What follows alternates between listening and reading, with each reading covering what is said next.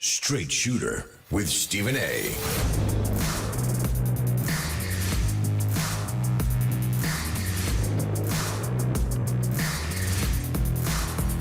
What's up, everybody? Welcome to the latest edition of the Straight Shooter with yours truly, the one and only Stephen A. Smith, coming at you right here over the airwaves of Sirius XM, POTUS Radio, channel 124. You know I love coming to y'all. You know I got a lot of stuff to talk about today. It appears that we are ending the government shutdown. 43 days, 43 nights. American citizens working for the feds were not receiving a check. 43 days, the longest government shutdown in United States history. The longest before this was 2018 into 2019 under then President Donald Trump in his first term. Needless to say, the now longest shutdown was also with Donald Trump in office as the president of the United States, 45 and now 47. We can look at it any way we want to.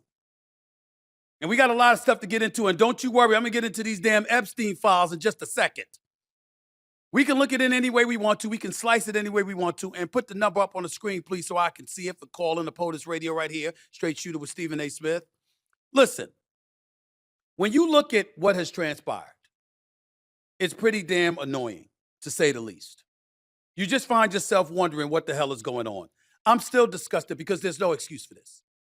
Now, I don't know about anybody else, and everybody's talking about, you know what, pick a side, pick a side. Damn, y'all, shut the hell up. I'll pick whatever side I want to pick.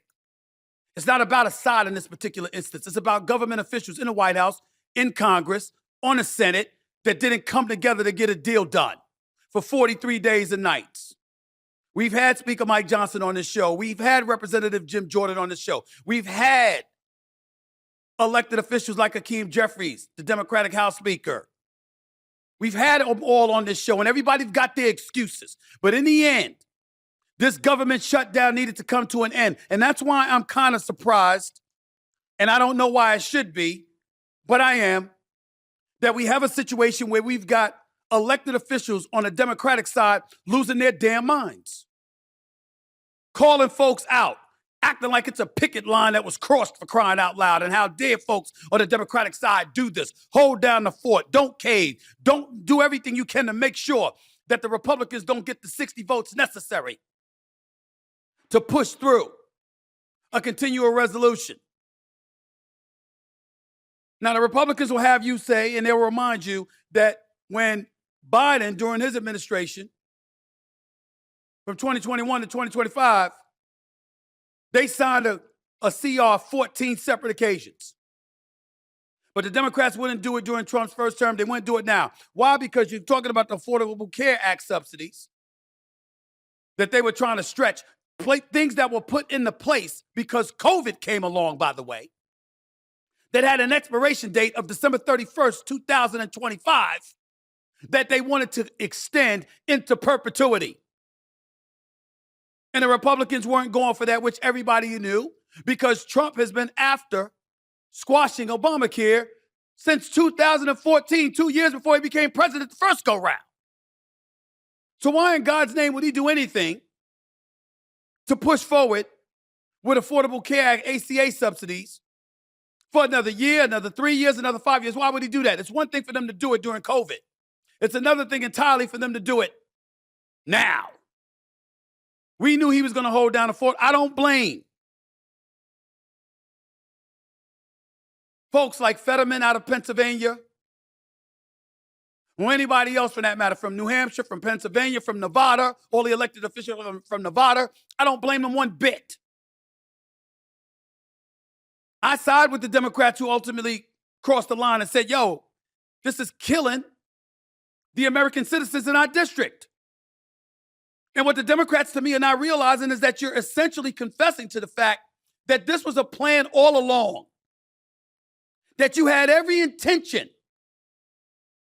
of the government being shut down, that you knew there was no way in hell that you were willing to capitulate to anything involving the CR that the GOP put forth to you.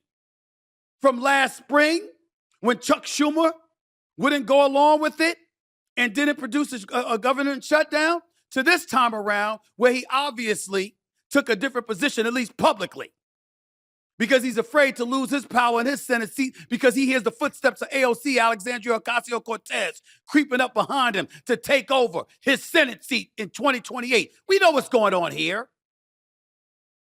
We know what's going on. But in the end, to me, when you're talking about 42 million people on SNAP that were in danger of not being fed while Thanksgiving is approaching, when you see the inordinate amount of flight delays that have taken place because air traffic controllers ain't at work in abundance, some being furloughed, some being let go, folks wondering about whether they will get paid retroactively, which ultimately this new CR is supposed to resolve. All of those concerns are legitimate. All of it. And they said, no, we can't go for that. We can't go for that. And just for the record, you see the screen right there. In regards to the shutdown, 45% of registered voters think Republicans in Congress are more responsible for the government shutdown. 39% think Democrats in Congress are more responsible, and 11% volunteered that they think both parties are equally responsible. Among independents, 48% think Republicans in Congress are more responsible. 32% think Democrats in Congress are more responsible. 14% volunteered that they think both parties are equally responsible. If you're the Democrats, that's good news. Because considering how you got blown out during the 2024 election, these numbers would be considered improved numbers. Because now you're gaining traction. We saw you win the mayoral seat with a socialist in New York City. We saw you win gubernatorial seats in New Jersey with Mickey Sherrill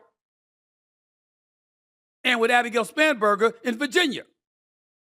So if you're the Democrats and you're having those kind of wins, even though everybody and their grandmama knew those were blue states and they weren't going to lose to the GOP in those states, the bottom line is you think you're gaining traction.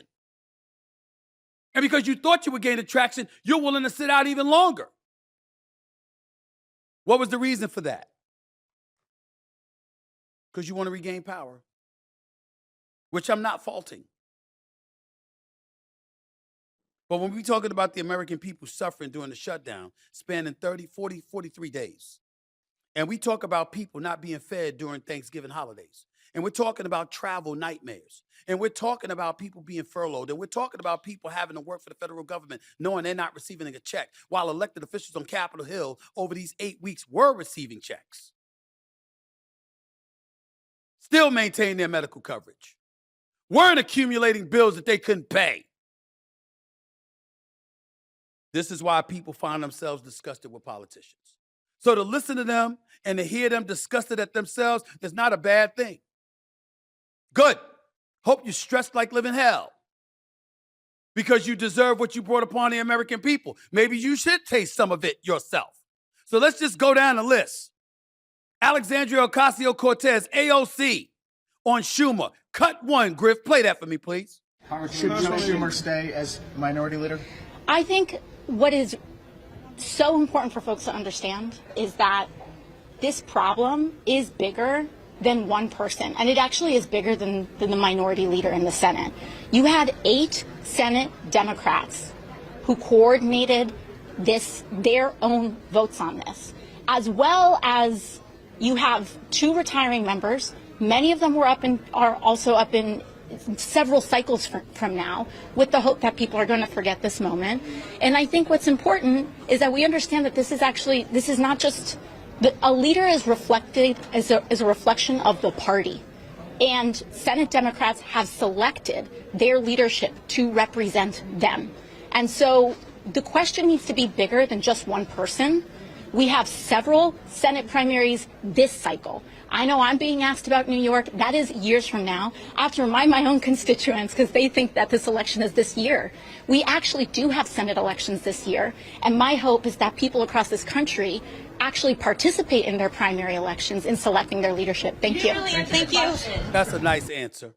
We understand it, but that's much ado about nothing. She wants the Senate seat, and she should. And the likelihood is that if she ran against Chuck Schumer, she would beat him because his unpopularity has definitely grown. I can say that. And we understand that because he's being blamed for it because he couldn't keep people together. My whole point is this. If you have representatives from Pennsylvania, from Nevada, from New Hampshire, etc., okay, and their constituency their voters are really, really feeling the pinch. What, they're just supposed to go along with the other 39, 40 plus Democrats in the House and say, yo, we just gonna let our own constituency suffer over something like this, over people being fed, over people paying bills? That's what they're supposed to do? I don't get it. But Representative Ro Khanna, he didn't mince words. He didn't dance as much as AOC just did there. He was a bit more direct. Griff, play cut 2. You've called on Senate Minority Leader Chuck Schumer to step aside. You say he's no longer effective as a leader. Explain this for our viewers, because he did vote against this compromise that you oppose. Why are you mad at him? Jake, you've covered politics a long time. Yes, he voted no, but 8 senators who said they consulted him daily go and vote yes. One of those people is his number 2. He's not going to do that without Senator Schumer's sign off. And then conveniently, all 8 of those senators aren't up for re-election in 2026. This is the D.C. way. Senator Schumer could have blocked this if he had wanted to. And one of the challenges is, in addition to the healthcare premium spikes, it undermines the narrative that this was a Trump shutdown. If 8 Republicans, 8 Democratic senators could have ended it. We should have kept the pressure on. Did you hear that? They should have kept the pressure on. By not doing so, it gave depression and undermined the narrative that this was a Trump shutdown, which essentially is the Democrats admitting that the plan all along was to make this look like a Trump shutdown. Therefore, it could be politically expedient, and they can gain traction and gain some favor with the voters out there with the midterms coming up, because that's what this was about. Nobody's fooled here. And I'm not even saying it's a faulty strategy on the part of the Democrats. What I'm saying is, damn, what the hell were you doing to find another way? See, this is where I come back to. This is where Stephen A. Smith comes into play. Because what pisses me off to no end is that had you done your job prior to the election, this wouldn't have been necessary. Had you paid attention to the economy, had you paid attention to affordability, had you paid attention to safety in the streets, had you paid attention to our borders instead of having open borders, allowing Trump to make it look like we were being invaded, for crying out loud, because of the extreme with which he embellished illegal immigration being pervasive in this country. Had you focused on that and the real issues, instead of focusing on woke culture and cancel culture and making sure everybody echoed the right pronouns and making sure everybody marched lockstep in parroting your speech, you'd have won the damn election. Had you made sure that Kamala Harris and the Democrats as a party wasn't able to circumvent the democratic process and actually went through a primary by getting Biden out of there when you knew he wasn't suited for 4 more years, instead of holding on for dear life until he had a debate on June 27th, knowing that he would leave office 3 weeks later and it would be too late to have a primary so you could circumvent the democratic process, maybe you wouldn't be in this position. But you did it anyway. And now you want the American people to make up for y'all foolishness. You want the American people to sign off on that. Oh, now you will care about the Affordable Care Act. Now you care about the subsidies. Now you're paying attention to premium prices doubling come December 31st. Now you're paying attention to all of that, huh? How come you didn't do that before? How come you didn't focus on that before? This is what I'm talking about. I know the GOP's hands ain't clean in all of this. Mike Johnson delaying the process. Trump doing everything he can to create headlines everywhere else because he doesn't want us focusing on the Epstein files. We were born that night, not last night. You know what the hell is going on. But the Dems ain't innocent in all of this. Not by a damn sight. Speaking of the Epstein files, Representative Madeleine Dean, she was a guest on this show. She was sworn in this afternoon. And she spoke about the Epstein files because ABC News came out with a story today linking Trump to the Epstein files because Jeffrey Epstein, seen during emails or via emails, essentially alluded to the fact that Trump knew about the girls, whatever that means, without specificity. Madeleine Ruhle spoke about that because obviously once she's sworn in, she's the final deciding vote for the Epstein files to be opened and essentially given to the public, supposedly. And here she is today on the House floor speaking about it. Griff, play cut 5. Just this morning, House Democrats released more emails showing that Trump knew more about Epstein's abuses than he previously acknowledged. It's past time for Congress to restore its role as a check and balance on this administration and fight for we, the American people. We need to fight for our immigrant communities and veterans. We need to stand up for our public schools, children, and educators. We need to respect tribal sovereignty in our environment. We need to stand up for LGBTQ+ rights because that's what the American people expect us to do. Fight for them. That is why I will sign the discharge petition right now to release the Epstein files. Y'all cool with that? I have no problem with the Epstein files being exposed. I think anybody who's done what Jeffrey Epstein did should be thrown under the damn jail. They should spend the rest of their natural-born life in prison if he was alive to do it.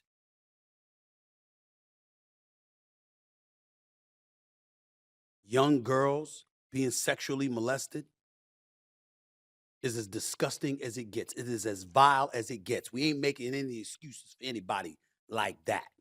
What a despicable, despicable human being. There's a special place in hell for people like that.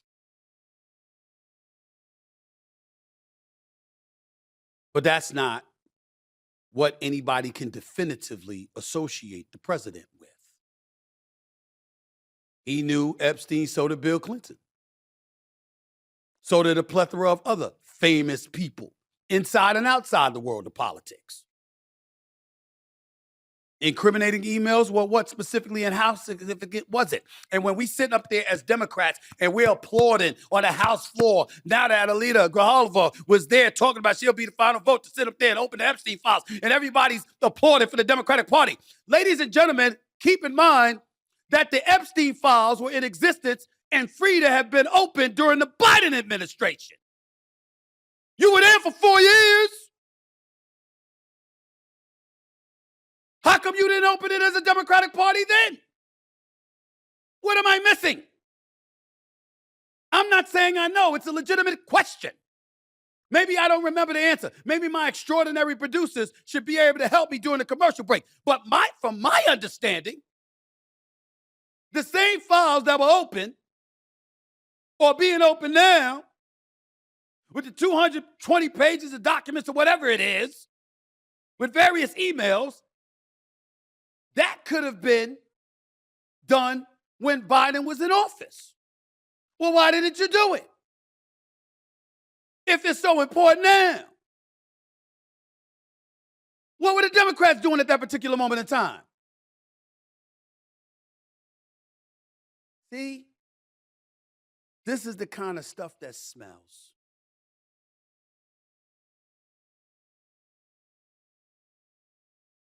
Because my attitude is just deducing how much they despise Trump is if there was some real bona fide dirt on him, since you went after him with the 34 felony convictions, which essentially was deduced to him paying hush money to Stormy Daniels, a porn star, just so she wouldn't reveal their happenings with one another leading up to the election in 2016, okay? If you had something like that you were willing to parade him through the streets with, of course, if you had something on him about Epstein, you'd have let it go earlier to make sure he didn't become the 47th president. That's just my thinking from a logical perspective. But what do I know? Either way you slice it, when that kind of stuff is going on, all it does is foster the continual divide that is inevitably going to exist. One side hates each other so much that neither side is willing to negotiate and work with one another until desperate times means desperate measures. And the American people are the ones that suffer first, and they're the ones that suffer the most before the residual collateral impact is truly, truly felt. That's the damn problem. And even with the end of this shutdown taking place, I still find myself thinking, more the same, ain't nothing new. A continual resolution likely be reached, be signed, shutdown will probably end. It's going to end today. And as a result, okay, the government will be financed through the end of January. Let's get through the holidays. At least this ain't going on during Thanksgiving. At least this ain't going on through Christmas. At least this ain't going on through New Year's Eve. And we'll go into the New Year's, and then we can be the same old sorry asses we've been at the expense of the American people.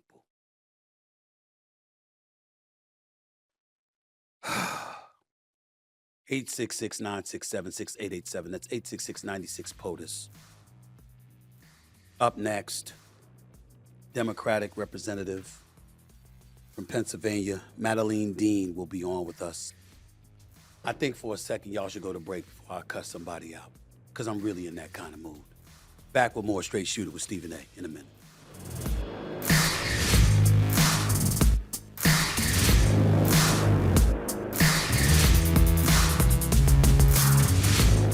Minutes past hour number one, back here on Straight Shooter with yours truly, Stephen A. Smith, coming at you. I love to do every Wednesday night from 6 to 8 p.m. over the airwaves of Sirius XM, POTUS Radio, channel 124. My guest represents Pennsylvania's 4th Congressional District. She serves on the House Appropriations and Foreign Affairs Committee. Please welcome Democratic Congresswoman Madeleine Dean to the show as we speak. Representative Dean, how are you? How's everything going? Fine. I'm here in D.C. All right. It's good to see you. I've seen you. Obviously, we were on stage for for News Nation a few weeks ago, and I've had the pleasure of talking to you on several occasions. So thank you so much for taking time out of your busy schedule to be on the show.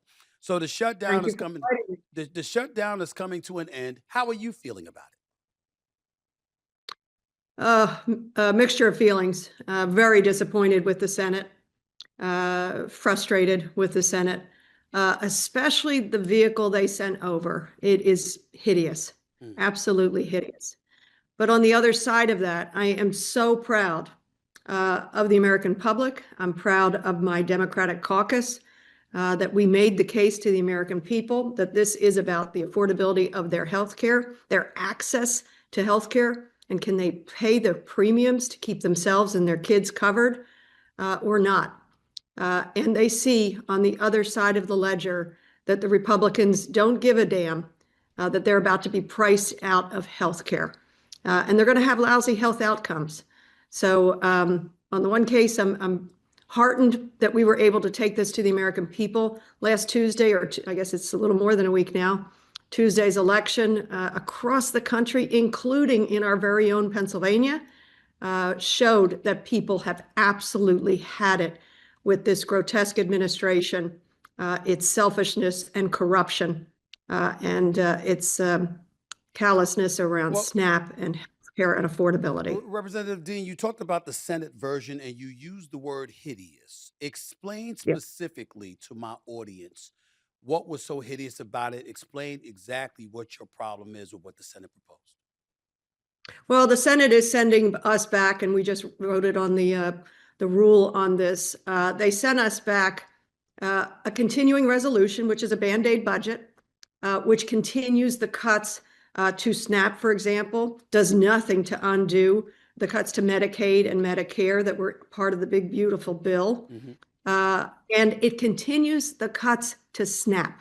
That's what people, I think, don't know. That in the big, beautiful bill, so-called, they cut $186 billion to SNAP. $186 billion. That's $18 billion every single year for the next 10 years. They're wiping out of SNAP intentionally. And so it does nothing to correct that. But what was slipped in at the last minute, and I took time today to be sure to read it. I commend it to anybody who has an interest. Send it to in me. this I have bill. an interest. I have an interest. Please send it to me. I'll put it over the airwaves. Please. Put it on the airwaves, page 223 and beyond. Do you know they slipped into this bill a private cause of action for the 8 senators who were lawfully investigated in terms of their phone records around the January 6th insurrection? It's a cause of action to line their pockets, $500,000 per count. So you could claim 8, 7, 9, 10 counts. You could get $5 million. Sitting senators voted for this, page 223 and beyond. So that was slipped in at the last moment. And 2 questions I'd like answered is, did the 8 Democrats who voted yes to get this over to us and to reopen the government, which is important to do, did they know about this corrupt provision that was put in here, especially written for these 8 senators, 8 Republican senators? And then, why didn't the 8 Republican senators recuse themselves? Because they stand to profit from this. There's a conflict of interest when you vote for a bill that includes something to give you a benefit. It's so corrupt. It is so hideous. And I've tried to make the case to my Republican colleagues, even if you liked this continuing resolution, once you saw that late night addition to line the pockets of these senators, why don't you just vote no? Say, no, we're not going to do that. Strip that out. Representative Dean right here with Stephen A. on Straight Shooter with Stephen A. 7 Democrats, 1 independent, joined Republicans to fund the government until late January, as we just discussed. Obviously, there's a lot of Democrats that have a problem with this. Did Democrats let the American people down, in your estimation, those Democrats who decided to go with this? I understand your point about what did they know, because if they knew about that provision that you just pointed out on that page, obviously that's incredibly egregious and they should be held to account for that. But if they didn't know, and they just decided that there's American people that's suffering, the holidays are approaching, Thanksgiving, Christmas, they're not getting paychecks, and they've got their own constituents to answer to. What's the crime in them crossing? I don't want to say a picket line because it's not a picket line, but you know what I'm saying, figuratively speaking, going up against their fellow Democrats to push this through. What do you say to that? Well, I say they know now. For example, we saw Lindsey Graham publicly say he's going to make a claim. Good for you, Lindsey, Senator. You're going to make a claim. You just voted for, as I say, a winning lottery ticket for yourself. Grotesque. But I have understanding and empathy, and I'm not in their shoes. I'm not in the Senate. I'm over here in the House. I didn't have to suffer through 14 votes. And I'm talking to my constituents all the time who are extremely worried. Whether it is about government workers not being paid, my own coworkers here not being paid this whole time. I met with ATF. I met with air traffic controllers, one from Reading Tower and one from Philadelphia Tower. They're horrified. They're embarrassed. Pilots are buying them dinners. That's not what they want. They're required to do their work. They are required to work as many as 6 days in a row, 10 hours a day, and they're so proud of their work. So for the senators who say, we had to reopen this government, we had to get people paid, we had to get the money flowing to SNAP again. SNAP never should have dried up. That's a complete illegal move on the part of the administration. I have empathy and understanding for what they were arguing for, but I think I wish they had held on. And I'll tell you the barometer that I go by over the course of this weekend, and including Veterans Day yesterday. My district office had dozens of calls and people saying to me, my constituents saying to me, continue the fight. You're absolutely on the right side of this. We are about to be priced out of our health care. And the callous nature of the president throwing a Great Gatsby party while people are standing in food lines. They get it, Well- and they wanted us to continue the fight. Listen, we could be here all day for the next 2 years lamenting the behavior of the president when it comes to issues like this, being on a golf course while stuff like this is happening, renovating parts of the White House while stuff like this is happening, calling for his name to be, to be the new name of a stadium being built in the nation. Don't get me started with that stuff because we wouldn't have enough time. But I will ask you. No, This. I will ask you this though. I want to ask you about the culpability on the part of the Democratic Party in this regard. Healthcare is obviously extremely important. We get that and we understand it. But when the GOP makes the argument, Affordable Care Act subsidies, it's going to cost in excess of additional $1.5 trillion.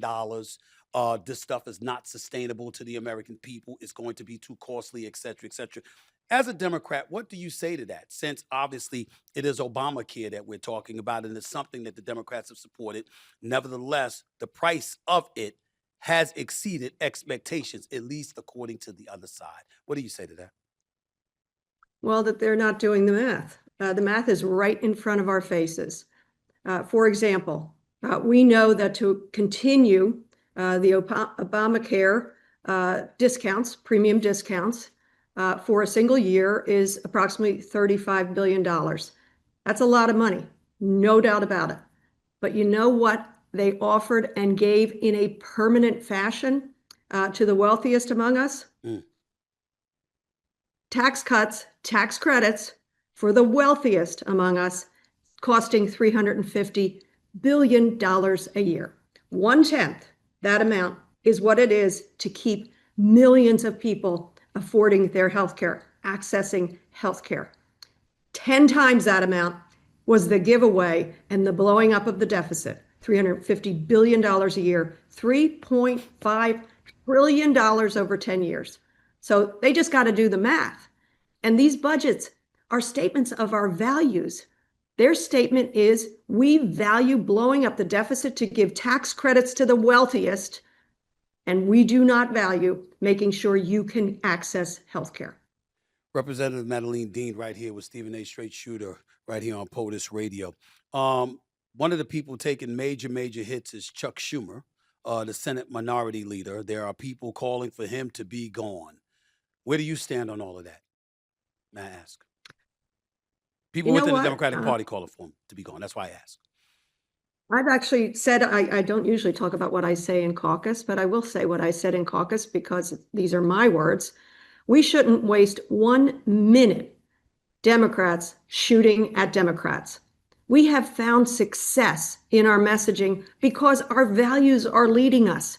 So I'm not going to spend 1 minute talking about what should happen over on the Senate side. I'm a member of the House. The Senate needs to take care of itself. Let me ask you this about you and Mr. John Fetterman, a fellow representative, fellow senator from the state of Pennsylvania. Have you spoken to him? Because obviously he was willing, to cross party lines as a senator and put his vote forward to, end the shutdown. That's a different position than yourself, obviously. Have you had any conversations with him, and what has that been like? Well, thank you for asking. I don't know if you knew this, Stephen, but I ran against him for lieutenant governor back in 2018. I did know that. Yes. Yeah, and it was a heck of a run. We wound up, really, it's strange to say this as opponents, but we struck up quite a friendship. And you can imagine the look of us, I'm 5'4" and he's 6 foot Yes. forever. Yes. But we struck up quite a friendship. I will say that I have tried to talk to him through this CR issue, and he has not returned my calls on it. So I disagree with his vote. I don't understand it. And I called him and literally left him a message just to say, John, here's how I'm voting and here's why I'm voting this way, the way I see it from the other side of this Capitol on behalf of my constituents in the 4th. I just wanted to share these ideas with you.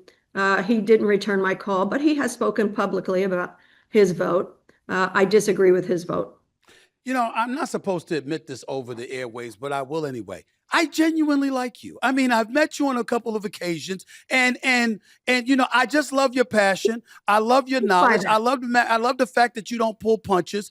You know, and even though I pride myself in being a middle of the road guy, you know, I found myself increasingly disgusted with Democrats leading up to the election. And I said, damn it, if I knew her and I spoke to her more, I'd feel a lot better about the Democrats. I need to talk to her more because you don't disgust me the way some of the folks on the left and the right have disgusted me. I must ask you, however, I'm just wondering now. Heck of a compliment. Well, you're worthy of it. You deserve it because you don't pull any punches. You're no nonsense. You know what the hell you're talking about. I got to give you credit where credit is due. But I must ask, as we reflect on everything that has transpired with this whole shutdown, I can't help but rewind to the election of 2024 and ask myself, if the Democrats had focused on issues like healthcare, affordability, safety in the streets, the economy. I'm talking about focusing on it. I'm not talking about mentioning it. I'm talking about focusing on it.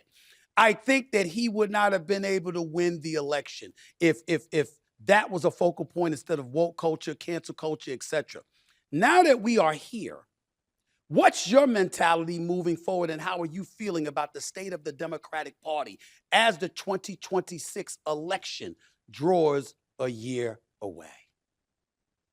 I'm not the top strategist in DC or in Pennsylvania, but you're absolutely right. If we had kept it simpler, we thought we were making the right arguments. I was super proud of the massive pieces of legislation that are making a difference across this country, whether it's infrastructure or Safer Communities Act, the Inflation Reduction Act, the American Rescue Plan. I had fun talking to people about these things, but guess what? It wasn't resonating.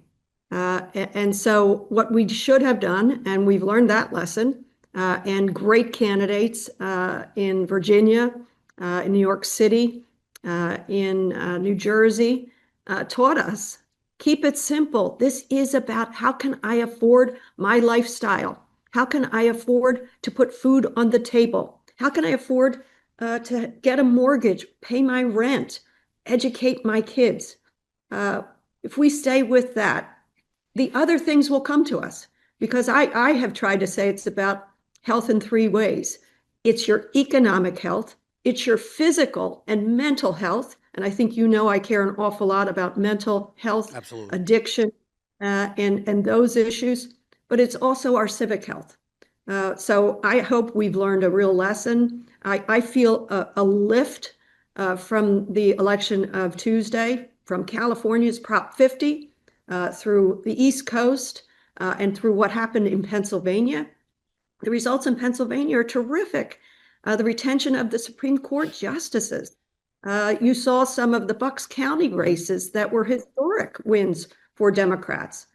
So I feel very good about it. You're right. 2024, we maybe complicated the issue way too much. But Representative Dean, how are we to feel as American citizens when we hear the manner in which you might talk about the other side, as justified as you may be?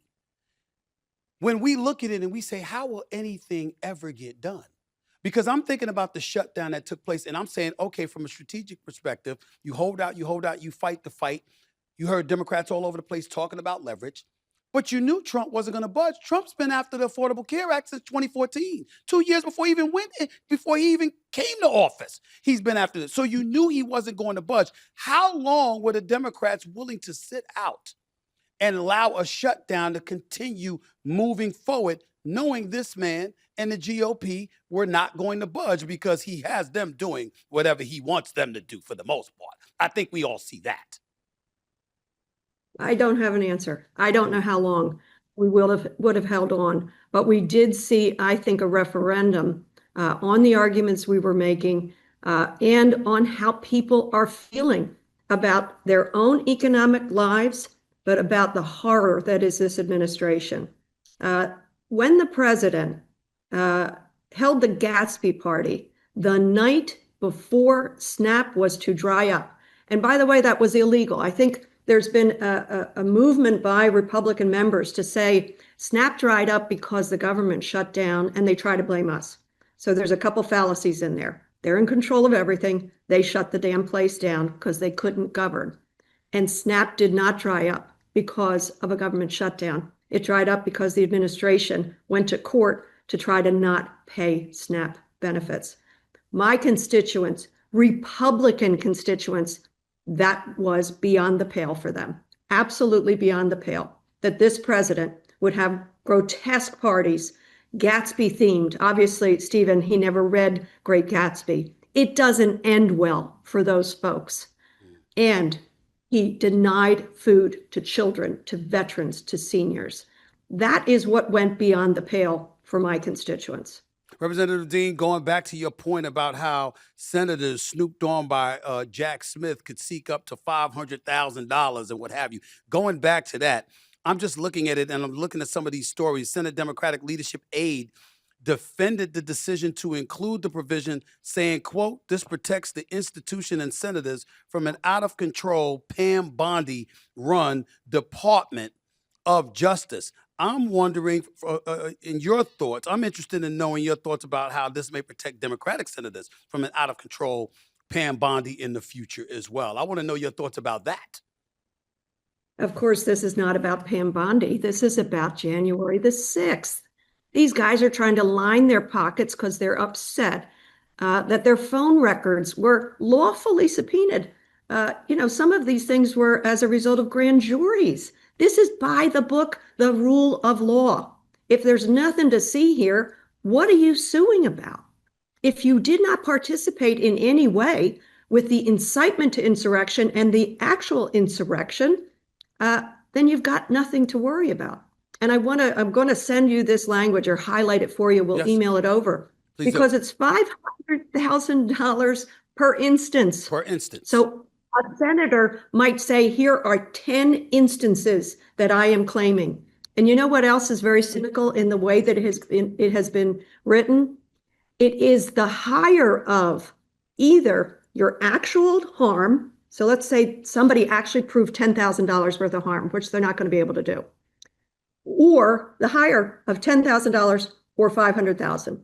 So if I'm that senator and I make my claim and I'm able to prove $10,000, guess what? I get $500,000. That's the way they wrote it. The higher of, not your actual harm, the higher of. What- And of course, what they have happen is settle these things now without any kind of investigation. Want to just settle, line their pockets, take this money from the Treasury, from taxpayers like you and me and anybody listening, line their pockets, and then Donald Trump's going to say, there's the precedent. Please pay me my $230 million settlement. I'm wondering whether or not this is going to assist in stopping the weaponization of the DOJ, but that remains to be seen. Before I let you get on out of here, one last question, and I'm not saying that's going to happen. I was just wondering about it. But having said that, where do you go from here, considering how depressing this looks on the side of the Democrats, pointing out some of the things that you've pointed out in this CR right now?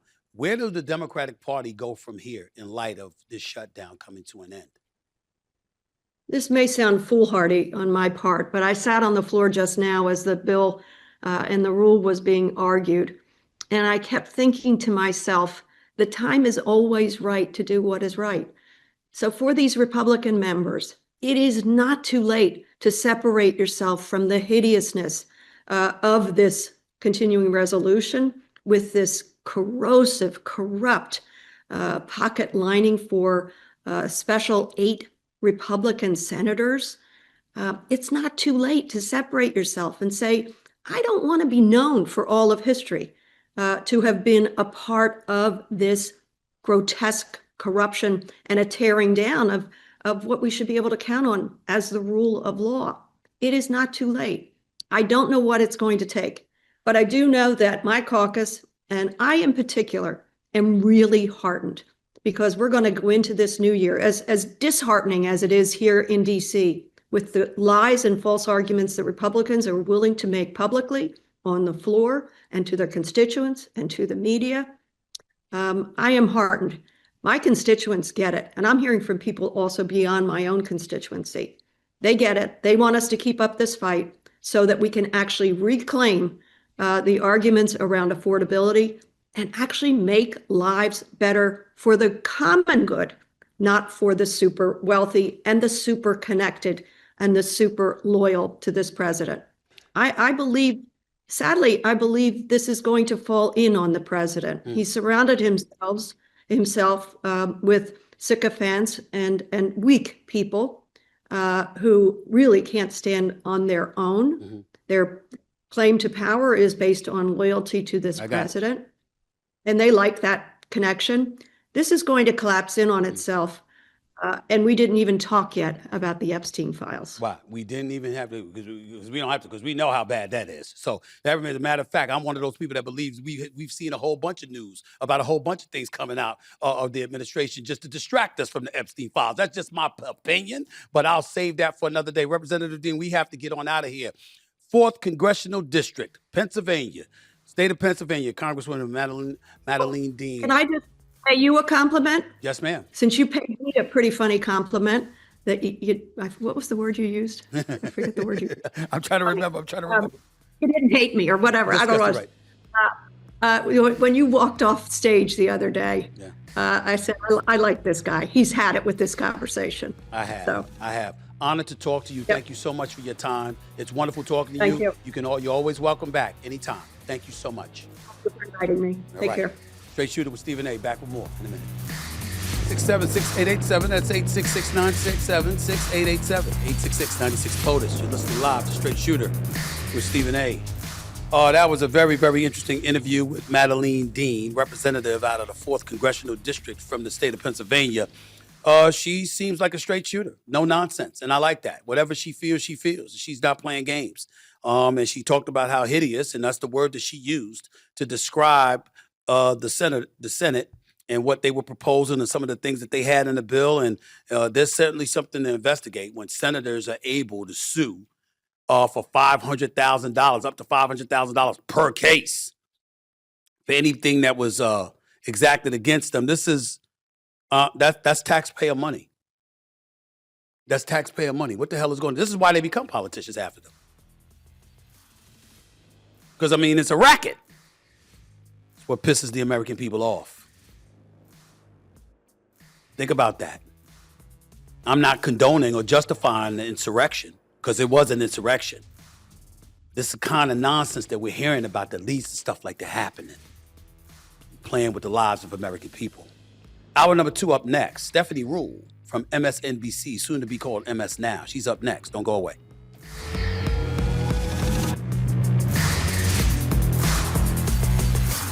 Welcome back to Straight Shooter.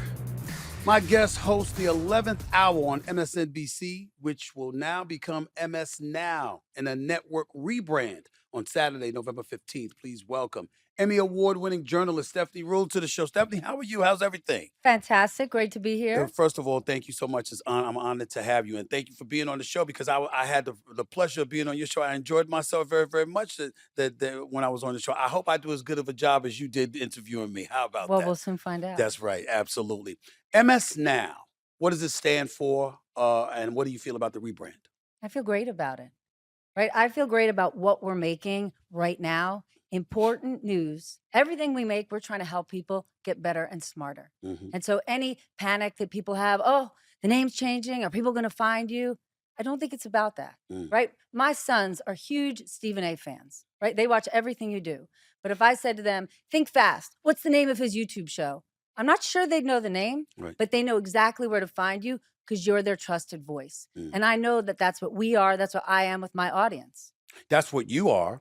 And that's what you are with your audience, and I have no doubt about that. But we're talking about the network itself, not just you. Any concern at all with all the brouhaha that involved MSNBC, that the rebrand is going to be a challenge for anybody associated with the rebrand because of the things that were happening leading up to the election with MSNBC? I think for anybody who's dependent or reliant on the status quo of anything at MS or NBC or anywhere, then you must not be that good. If you're talented, then you should welcome a shakeup. What happens when a shakeup happens? The people who are on top, well, they could lose that position. Or the dead wood hiding under the bottom, they're going to get exposed. But if you make something great, if you believe in what you do, you should welcome a shakeup, right? For us, a rebrand means a reinvestment. And there's not that many traditional media companies getting a reinvestment right now, and we are. A reinvestment, does that also mean a change in what you used to be compared to what you will be? No, it means we're taking a look at what we make and we're saying, how do we make it better and smarter? Right? Think about at MS, we bring in different reporters from different organizations every day. Right? If you said to me a year and a half ago, what's going on at Wired magazine? I'd say, I don't know. I've never subscribed to Wired magazine. Trump wins. Doge and Elon Musk becomes the most important story. And that team was the #1 reporters on Doge. We had those reporters in every day, as opposed to here's the set group of people that you have, a correspondent who we're going to send to Chicago today to cover a teacher strike and North Dakota tomorrow because of a tornado. No, we're going to have specialized people that are the best at what they do, analyzing the news, because people need to be informed and engaged. That's the most important thing we need to be. The risk to us is that people disconnect. And that's not the risk just to me, to all of us. In this moment of misinformation, I get why people are saying, I don't want to listen, I want to tune out, and they can't. If you care about, everybody out there wants to be physically safe, financially secure, socially free. If you want those things and you want to make sure this country we live in is only getting better and stronger, you must be informed and engaged. Do you feel with the rebrand, MS Now, when we think about it, should we look at a leftist leaning a broadcast? Should we see it as completely objective and neutral, irregardless of who's in office, what side you're taking, anything? How should MS Now be viewed moving forward?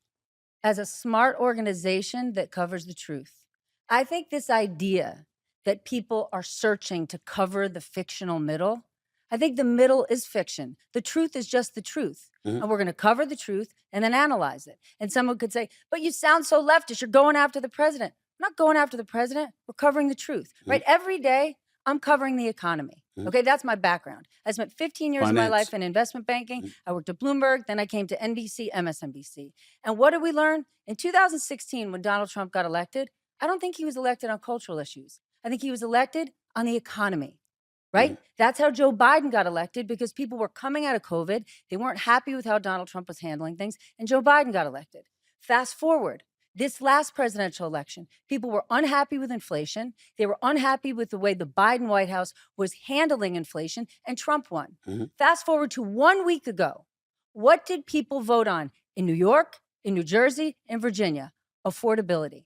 And so that's not being biased. That's going to the voters where they are, understanding business, how it operates in this country. And if that means that you're being critical of the people in power and that person's Donald Trump, well, then you could say that's bias, but it's simply covering the truth. Well, I vibe with that. I totally agree with you with that. And I think that when it comes to your show, The 11th Hour, I think that you epitomize that. But the reality is that there were others on the channel that you worked on that people would say that was not the case. They didn't think that that was the case at all. They looked at it and they said they weren't talking about affordability. They weren't talking about safety in the streets. They weren't talking about the economy. They were engaged in woke culture and cancer culture and things of that nature. And that's what they were focused on, which they believe assisted the left strongly and alienated so many people on the right that contributed to the left ultimately losing the election. What do you say to that? Well, Stephen A., I'm not the president of a network. I'm not the manager of a network. I'm an anchor of a TV show. I am so proud of every colleague that I work with. I'm proud of every person that I bring on my show. And for me, every person that I bring on my show, I respect. And they respect me. And I think decency is the basis of everything that we make.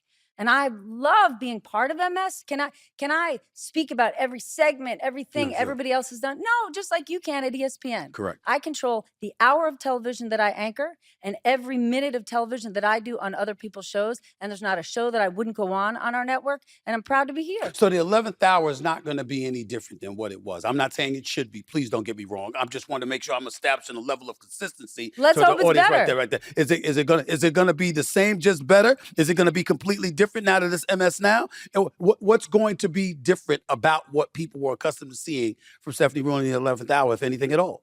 I think it's going to be better only because the news is coming to us. The most important thing to the American voter is the economy. That's what we cover, and we're going to focus on it more than ever.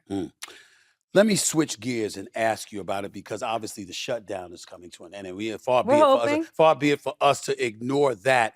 Yet here we are, we see Democrats going at one another because several of them, obviously, it's almost like crossing the picket line, for crying out loud. I mean, like, how dare you side with the Republicans, the 53 Republicans, and give them the 60 votes necessary in order to make sure this continuing resolution goes through? What are your thoughts about the infighting that appears to be going on right now, where you've got Representative Ro Khanna, Governor Gavin Newsom calling the Democrats pathetic, that crossed Ro Khanna saying Chuck Schumer needs to go, others speculating about such things. Your thoughts about this shutdown coming to an end and the role the Democrats who sided with the GOP played in it coming to an end? Now, I am not a political analyst, and how far their infighting goes in a complicated big tent party, I don't know. Okay. But I would make this argument about the 8 Democrats and potentially the House now voting to reopen the government. Okay. The sticking point this whole time has been about Obamacare subsidies. At the beginning of the shutdown, Republicans tried to say, nobody's health care is getting more expensive. This is because Democrats want illegal immigrants to get free health care. That was never true. Okay. And Democrats continued on their messaging, continued to explain to the American people, this is not about illegal immigrants going to the emergency room or getting free health care. Federal government isn't giving them that. This is about Obamacare with all of its flaws. And I will argue to you, loads of flaws, clunky, costs too much money. There is not another alternative. They were keeping the government shut down because the Obamacare subsidies were not getting extended and millions of people would suffer. Now, over these 8 weeks, while the government has shut down, many others have suffered as well. The fact that SNAP benefits have been in question, 1 in every 42 million. 1 in every 8 Americans. And this White House, this president, fought to the Supreme Court, was appealing to ensure that we weren't going to renew those SNAP benefits. It was Michael Che from SNL who said it a week ago. People can have their differences, people can monetize the divide, but can't we come together on feeding the poor? So whether it's all the problems with air traffic controllers or SNAP benefits, some Democrats said, we're going to vote to reopen the government. And then come January, December 31st is when these Obamacare subsidies expire. Come January, we're going to revisit this and vote on it. Now, when and if that happens, if Republicans don't work with Democrats and find a solution, it will be squarely on their heads. And all of the American people will know it was the Republicans that made the decision not to help you with extending those Obamacare subsidies.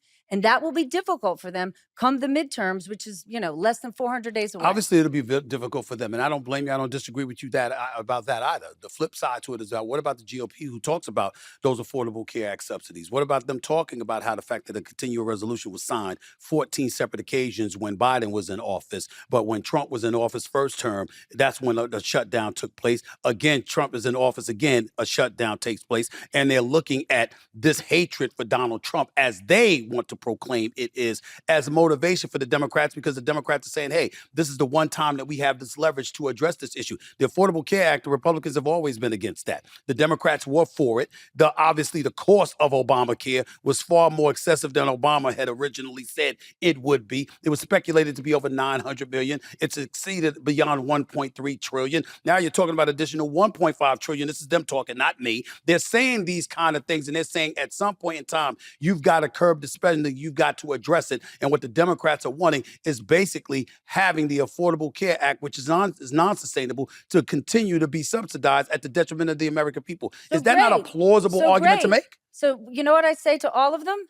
Then work together. I agree. The only reason we're having a shutdown is because none of them can work together. You and I work in private business, okay?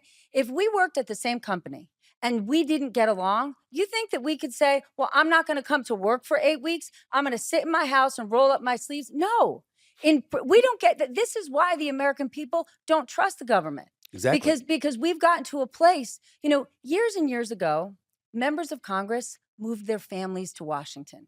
So you could fight all day on the Hill. And when you leave work, your kids are playing on the same sports teams. You're going to the same Stop and Shop. Civility and decency existed. Totally agree. Now, nobody moves to DC. So they go on TV, they kick each other, they punch each other, they talk a bad game, and they don't work together. That right there is why the American people, regardless of the political party, have such a low opinion of Congress. Now, I hear you, all the flaws in Obamacare, and I hear you that Republicans don't like it. So great, giddy up, boys. What's your solution? They have offered a grand total of nothing. Donald Trump has been dumping on Obamacare since the day he became a politician. And the only thing Since 2014. the only thing we have heard from him is concepts of a new plan. Bring on the plan. A nerd like me can't wait to read it.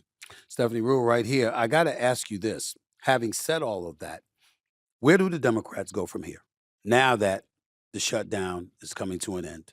And obviously, you got to go back. I know there's a negotiation. They're asking for roll calls and all of this stuff. Who's going to vote for? Who's going to vote against? We get all of that part. But how do you see things unfolding over the next few months in light of what just transpired?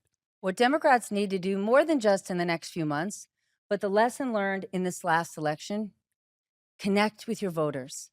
Abigail Spanberger winning in Virginia, Mikey Sherrill winning in New Jersey, Zohran Mamdani winning in New York.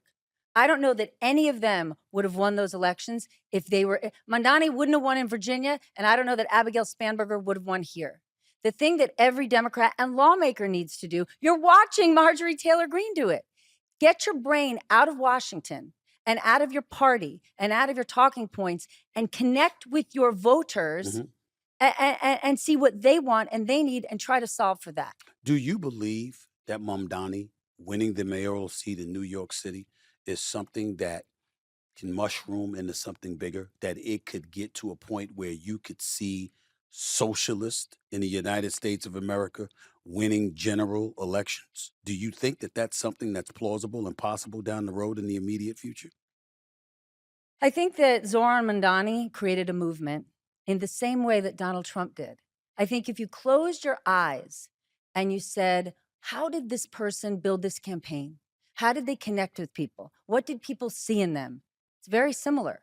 They both connected to people who felt left out, who felt like we lived in a country or in a city that worked for the wealthy and didn't work for the poor.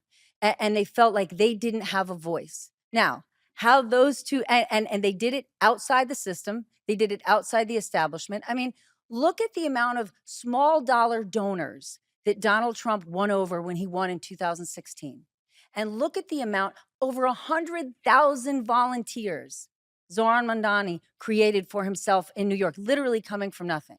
So I think both of them teach their parties a political lesson about where the country is and how people want to shake up when it comes to the establishment. Now, somebody winning in New York, I don't think you can possibly compare it to anywhere else in the world, because New York, it's like nowhere. I agree. But I'm asking you not just as somebody who knows what the hell she's talking about, by the way. I'm asking you as a finance person. I'm asking you as somebody who hosts a show, on national television. I'm asking you somebody that has the pulse of the people to a strong degree, okay? That would be you, Stephanie. I got to ask you, again, it's one thing to have this populist movement in New York City. It's another thing entirely for people as the midterms approach in 2026, as a general election is approaching in 2028 that it's expected not to include Donald Trump unless he's able to circumvent the 22nd Amendment and run for a third term, which I believe he absolutely would do if he could.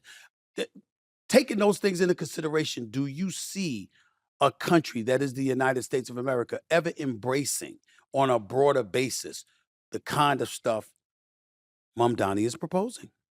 Mamdani won a week ago. We haven't seen him do anything yet, so I think it's too soon to tell. Got it. Now, I think that New York City, part of what New York City has made it great is our extraordinary business community? Absolutely. New York is the most philanthropic city in the country. It might be in the world. Do I think that once Mamdani is in office, is he going to find his path to work with the business community and create solutions for this town? Listen, he won, but he's not going to get his plans done unless he can truly pull the city, not all the city up, but pull the city together. So I just think it remains to be seen. But he's not the first person to win who has less traditional establishment views. We'll soon find out. Sorry for me to backtrack, but I'm just curious because I never had the pleasure of be fortunate enough to ask you this question. Why do you believe the Democrats lost the election in 2024?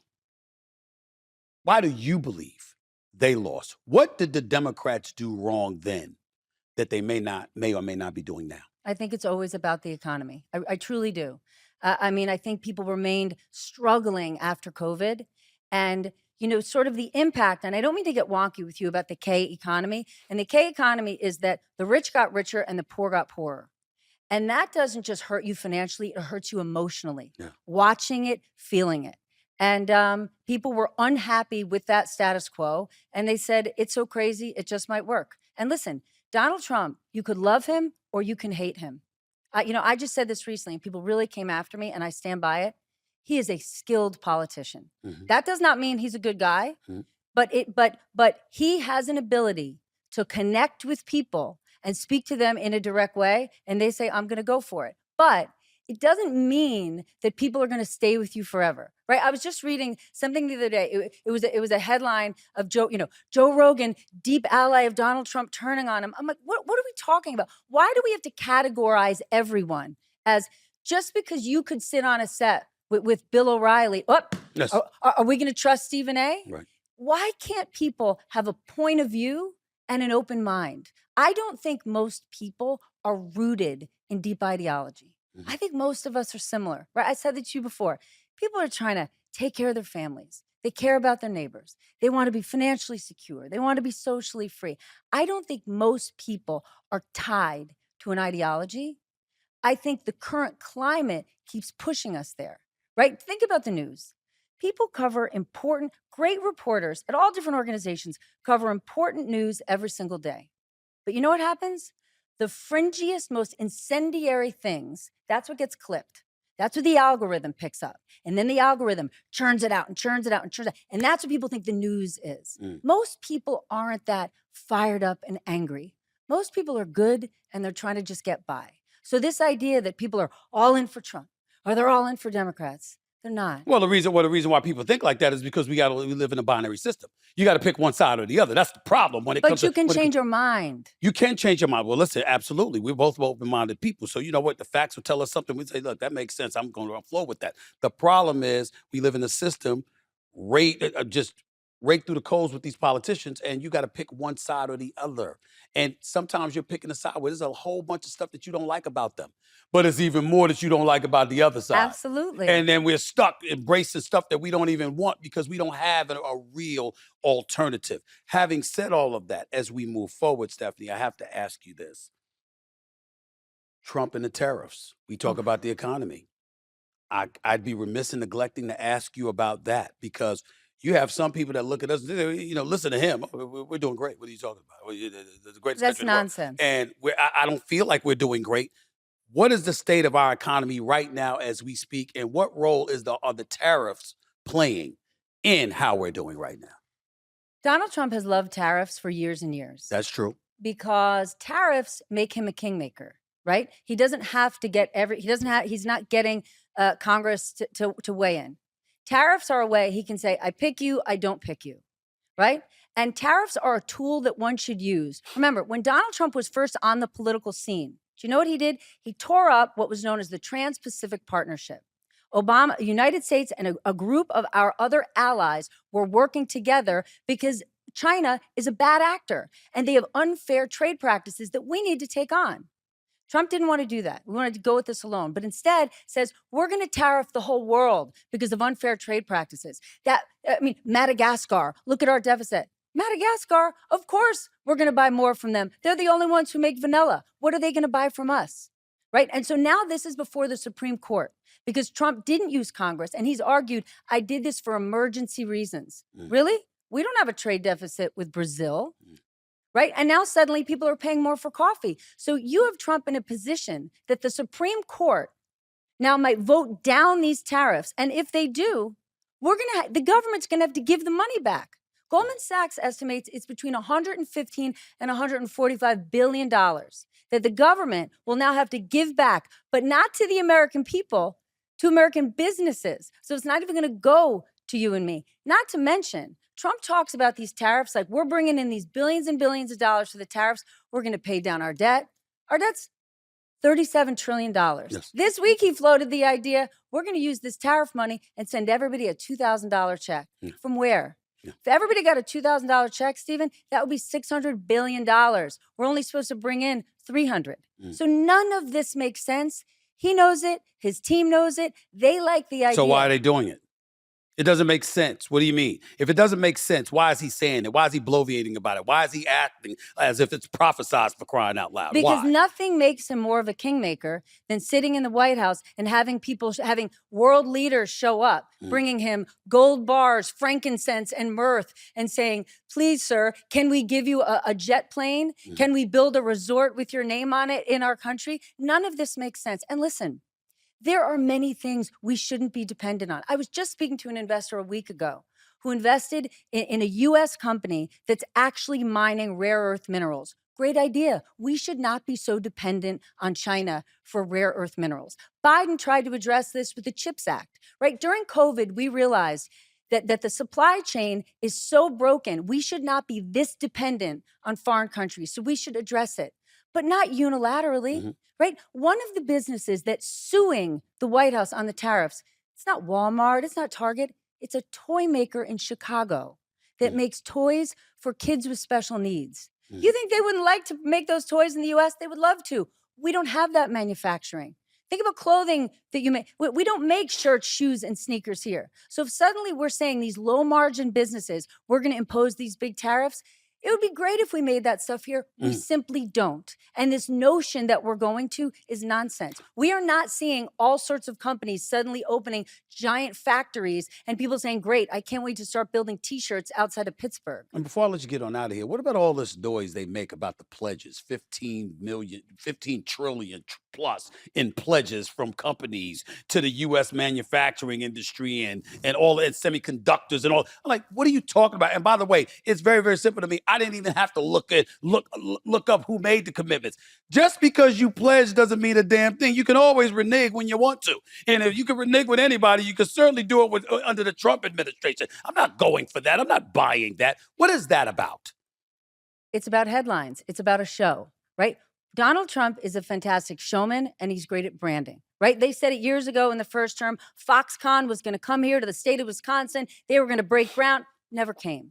And a lot of these businesses, if you really look in the fine print of they're saying they're going to build this, they're going to create this, much of what they've announced, they were already doing it.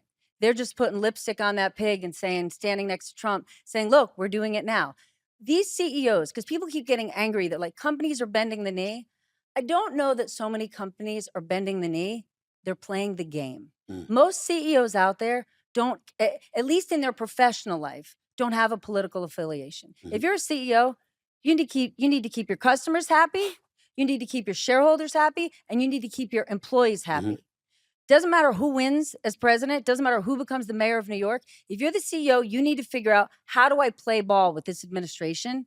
And this president wants to get his kisses. He wants to get his gifts. And we're watching business leader after business leader show up at this White House and do it. The one place that it concerns me the most is in tech and AI specifically. Because artificial intelligence is going to change every element of our lives.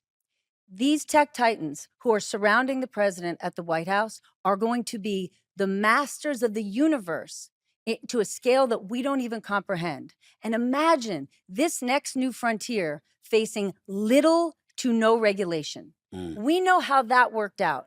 You're a father. We know how detrimental that was with the social media companies to our children. AI is that times 1,000. There are so many great elements of what AI could do. But the fact that you now have a president or you now have people from the AI universe that are so close to an administration, it should worry us because we want regulation isn't good or bad. Smart regulation is necessary to protect the American people and to help businesses flourish. what role is Stephanie Ruhle going to play in bringing attention to these issues and making sure these issues are addressed in a manner in which it deserves as a member of the media, as a member of MS Now moving forward? It is my job, thank you, not to bring on spokespeople, not to bring on talking heads or pundits. I will tell you, and it's a big frustration for me, I would love to have more Republicans on my air. And I think, unfortunately, right now, this moment that we're in, Republicans who will come on TV and be critical of this president for any reasons Slim to none. get annihilated if they're critical of him. The White House kills him. And then the group who will come on for the sole purpose of owning the libs or performing for the president.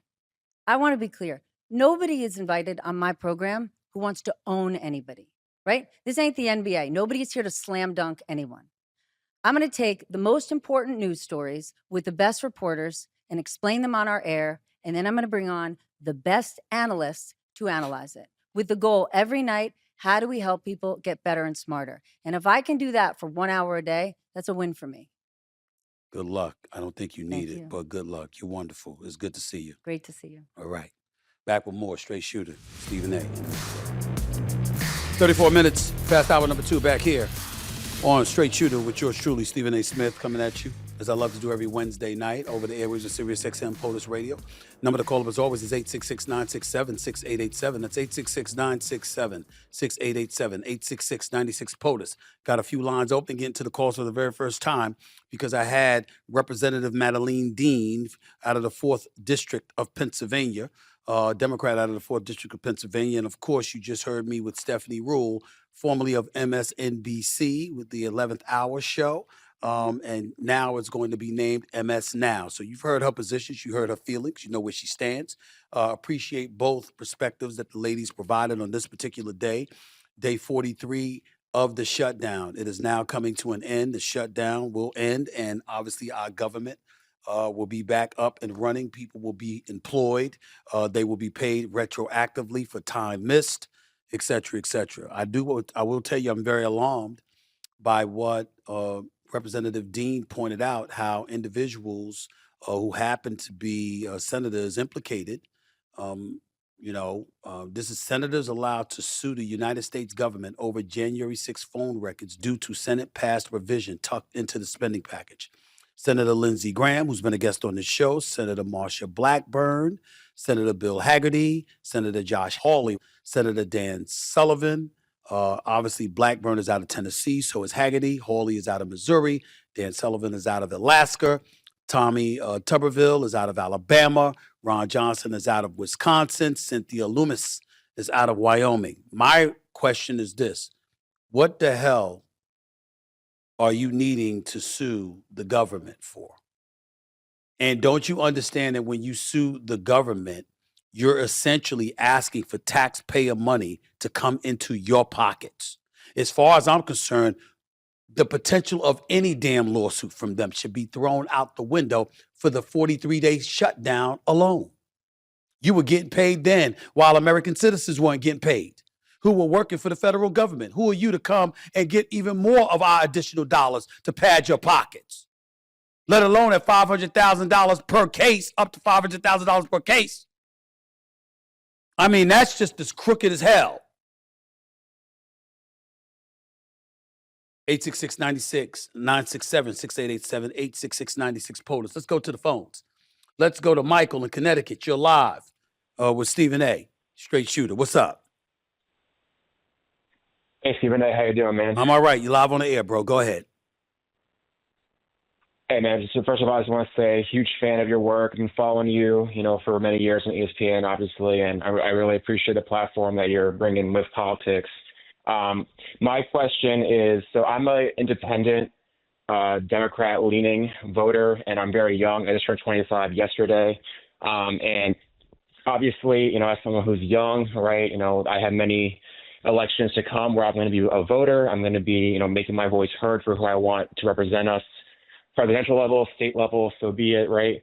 But I'm really disgusted with the state of affairs of our political situation right now, if that makes sense, because, I think Trump is a big reason for that, his divisiveness and just, the things that he says. And then the government shutdown, you've been talking about it ad nauseum about, just how unfair it is to the people who work for the government, who can't get paychecks and who are not able to, make ends meet and all that stuff. And, and obviously this whole fiasco with the Democrat 8 senators who crossed the aisle to fund. Right. I need you to get to your question, my brother. I got other callers on the line. I appreciate your perspective, but I need you to get to your question. What is it? Right. Okay. So my question is, as a young voter, right, for someone who wants to be hopeful for the future of our country, what advice would you give to me? Here's the advice. Who wants to look for hope? Here's the advice I would give to you. First of all, know what issues you care most passionately about, and pay attention to those issues and those who are proponents of it and those who are adversaries of it. Study position from both sides of the aisle and both angles, and decide what's best. Be a participant in local elections, because that's what really affects the average everyday American citizen, even more so than federal legislation that comes down the pike. And you pay attention from that, and you can only change from within. And in terms of strengthening and hardening your intestinal resolve, the one other thing that I would say to you is this: prepare to be frustrated. Because in a binary system that we're living in, you're never going to be happy 100% of the time. It's never going to happen. There are going to be things about both sides that absolutely disgust you. But most importantly, more importantly than anything else, what should disgust you more than anything is the inability for both sides to work together on behalf of the American people. Show your side, they show their side, and we peel what's best for the American people from that. If you know that's what they're doing, then you would feel much better about it. You don't feel much better about it because you know it's exactly what they're not doing. So we have to do everything that we can to foster them doing exactly that for the sanity of America as a society. These politicians throw us to the wolves on far too many occasions as a collective body. They don't come together thinking about what's in our betterment. They think about what's in their betterment. And they, on far too many occasions, have used us as pawns. And that's why there's so much vitriol and cynicism and viciousness that we're aiming towards one another. I promise you, if we could do it to them as easily as we do it to ourselves, we would. And they wouldn't act the way that they act. But unfortunately, they're insulated to some degree because of that. And as a result, we find ourselves in these precarious times. I got to run. I appreciate the call, Michael. Thank you for the call. Let's go to Derek in New York. You're live with Stephen A. Talk to me, D. How are you? Hey, what's up?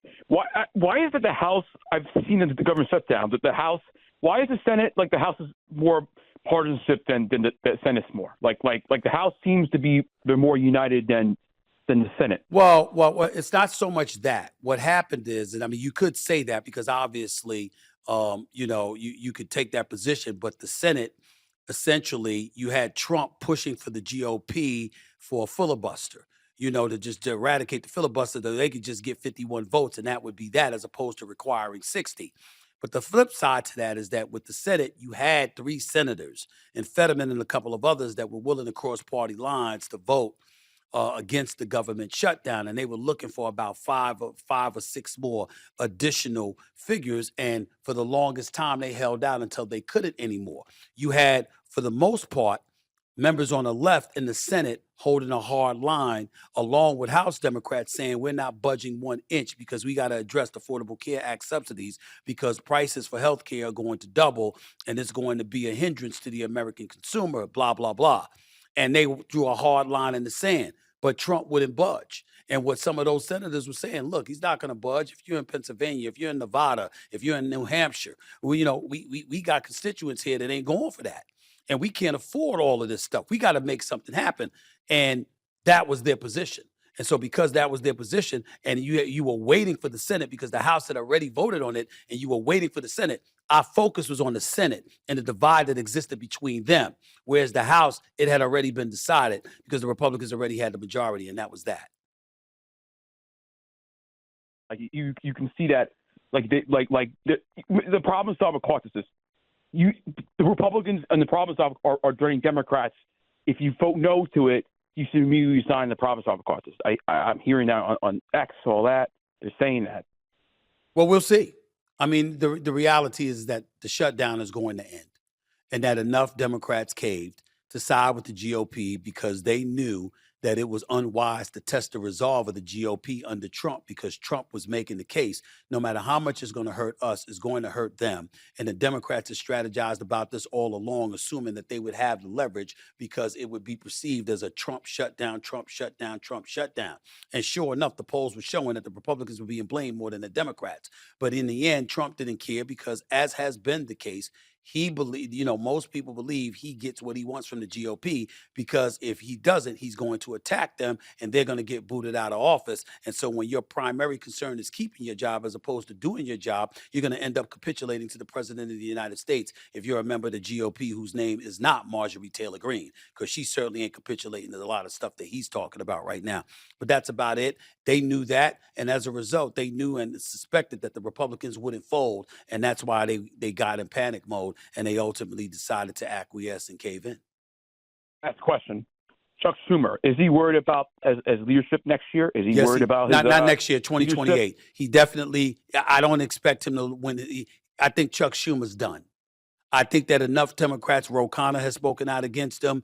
AOC in her own way has done so. Looking at what happened with Mamdani in the mayoral election in New York City and the direction that they're going in, I think that a lot of people see Chuck Schumer as non-effective and they think it's time for change. Ro Khanna, representative out of California, said it. Senator Schumer is no longer effective and should be replaced. If you can't lead the fight to stop healthcare premiums from skyrocketing for Americans, what will you fight for?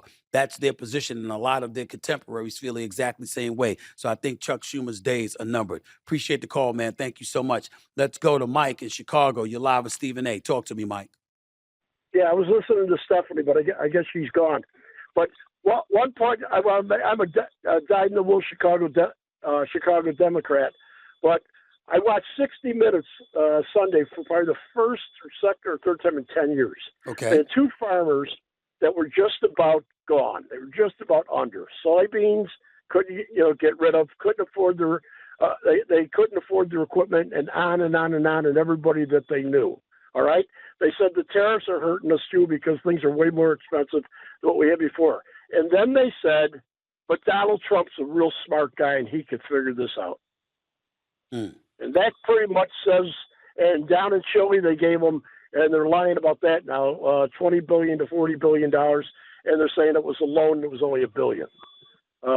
They just don't play by the same rules. So use the sports analogy, which I know you're used to.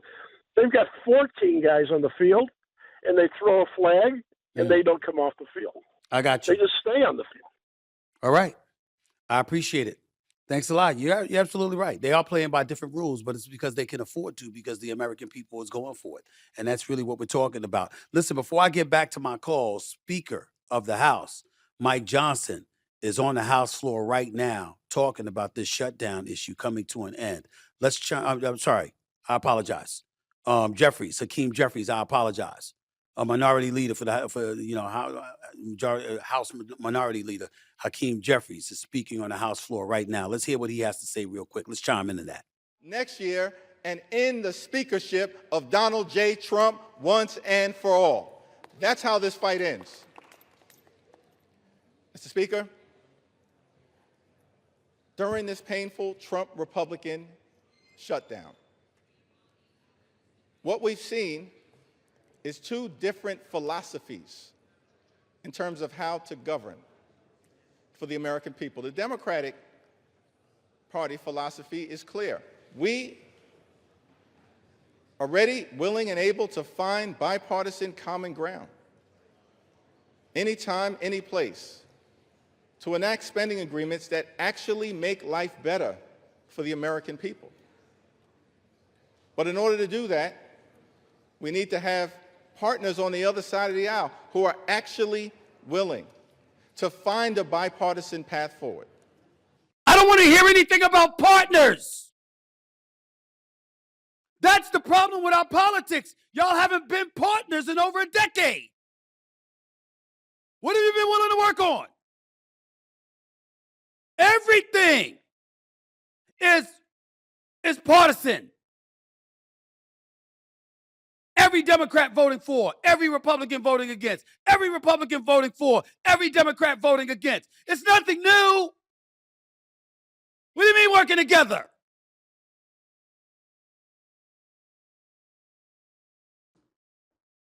Did you work together leading up to the election?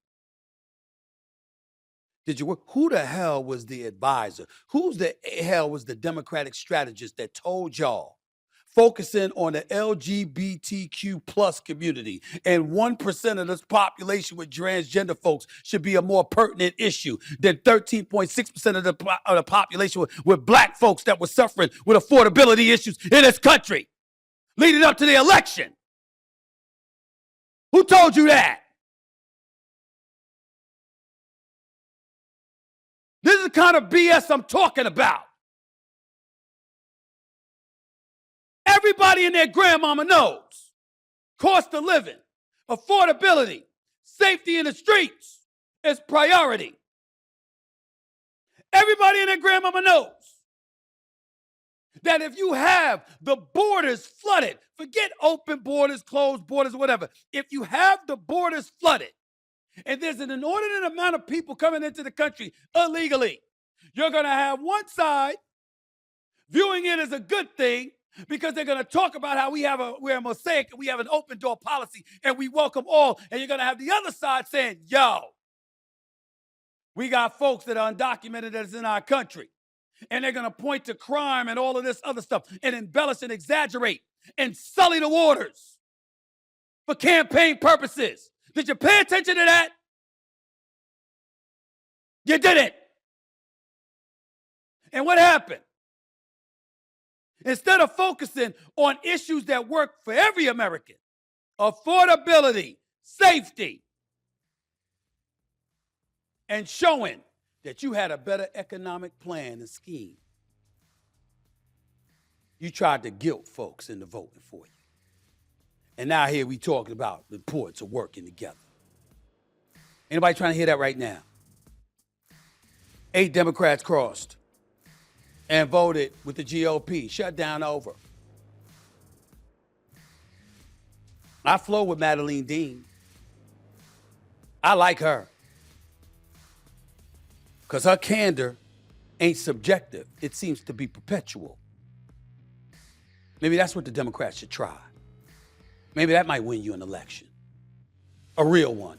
Not the one that was a foregone conclusion that just passed. More Straight Shooter with Stephen A. 53 minutes past hour number 2 back here in the Stephen A. Smith Show. I'm sorry, Straight Shooter with Stephen A. Coming at you every Wednesday from 6 to 8 p.m. Eastern Standard Time over the airways of Sirius XM POTUS Radio. Let's get back to the phones at 866-967-6887. That's 866-96-POTUS. Let's go to Chris in Virginia. You're live with Stephen A. Chris, what's up? Good evening, sir. Hey, I wanted to apologize to you from the first time I talked to you. I maybe came off a little brash with the numbers I gave you. Wasn't trying to correct you like that, but you know, I think it was a two-way street. But I apologize for my part. No, I apologize as well. You know, you were right. You had the correct information. I did not. Period. Men are men, brother. You were right. I stand corrected, and I appreciate it. I appreciate the education. Go ahead. Yeah, yes, sir. But I wanted to push back on the Biden situation. Sure. A lot of people say that same thing. Well, what did Biden do when he came in office, and why didn't he look into Epstein and so on and so forth? My question is, why should he have looked into Epstein? No, sir. No, sir. That's not what I was saying. I wasn't talking about looking into Epstein. I was simply making the case that if the Epstein files were there and available under the Democrats under Democratic power, okay, then you could have released it then. So why is it a big deal to release it now when you've always had it? That's my point. That's all. My thing about that is that first and foremost, everything was under seal. Second thing was, really the first thing was, we came out of an administration where that president got fired because of the economy, because of the pandemic, because of the job loss, because of the bad oil deals. First, you want to produce more than you can handle. Then COVID shows up. Now you don't need it. But so Chris, now you go in. But Chris, I think you're thinking about Biden. And I'm telling you, I'm not thinking about Biden. I'm thinking about the Democrats that are in office that are gung-ho about releasing it now. I'm saying they could have done that before, too. That's all I'm saying. Well, what I'm saying is there is so much to doing this, looking forward to everything that the Democratic Party and the Democratic president had to do to get this country back on line through COVID and everything else, there's no way he would have did it. And what they did, they would turn around and bring up this, say, okay, we got all this other stuff going on, all these other, and possible a new election coming up, and we're going to stop and we're going to pump the brakes and try to unseal an Epstein case. I got you. I'm running out of time because I only got 2 minutes. I appreciate your call. I get where you're coming from. And by the way, thanks for the call. The Epstein files in the Biden DOJ, there may be more legal nuance, but the general thing was the DOJ didn't release the full Epstein files primarily because federal law sharply restricts disclosure of grand jury materials. Under Federal Rule of Criminal Procedure 6E, grand jury evidence is kept secret to protect witnesses, informants, victims, and the integrity of ongoing or past investigations. And the Justice Department cannot unilaterally release this material either. So it's a lot to get into, but I get where you're coming from. I understand. David in Massachusetts, you're live with Stephen A. Real quick, David, go ahead. All right, quick question. Do you believe there's a possibility that we can return to civilized, dignified discourse both within the government and in mainstream America? I think mainstream America has to take it upon ourselves to do it. I think it's harder to pull off, David, when politicians don't do it because we're so disgusted at the power and the dominion that they have over our lives when they act like juvenile delinquents and don't know how to act and comport themselves. It really rakes our last damn nerves, and they give us an excuse to lose our minds. And I think that that's the kind of stuff that happens. But when they act accordingly and they set a standard that compels us to follow it, I think it goes a long way towards serving the American people better. We don't need them to do it in order for us to be intelligent and decent and civil enough to do it ourselves. But it is more challenging for us to do it when we're utterly disgusted by how they conduct themselves and we're watching them get away with it. I got to get on out of here. That's it for this edition of Straight Shooter with Stephen A. I'll be back a week from now, next Wednesday night, 6 p.m. Eastern Standard Time over the airways of POTUS Radio, channel 124. Until next time, ladies and gentlemen, thank you for joining the show. Stephen A. signing off. Peace and love.